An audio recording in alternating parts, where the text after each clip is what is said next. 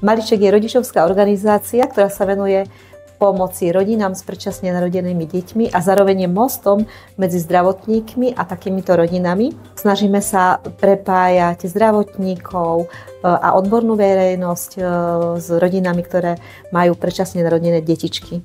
Maliček je o dobrovoľníctve, je o láske k tomu pomáhať tým najväčším deťom na svete. V rámci našich činností máme rôzne projekty a jeden z veľmi milých projektov občianskeho združenia Maliček je aj projekt Pomáhame srdcom, kde šikovné ženy vyrábajú rôzne vecičky pre predčasne narodené deti. V projekte Pomáhame srdcom vyrábame darčeky pre predčasne narodené deti. Počas týždňa dobrovoľníctva robíme akciu, počas ktorej robíme chobotničky, srdiečka, mini chobotničky. Dobrovoľníctvo sa skladá dobro a voľno. Ak chcete uvoľniť dobro zo svojho srdca, aj vy sa zapojte do tejto aktivity. Vytvorte si akúkoľvek akciu. Poznáte nových ľudí, pomôžete svojej firme, ale aj ľuďom, ktorí o túto pomoc požiadajú alebo nepožiadajú a potrebujú ju.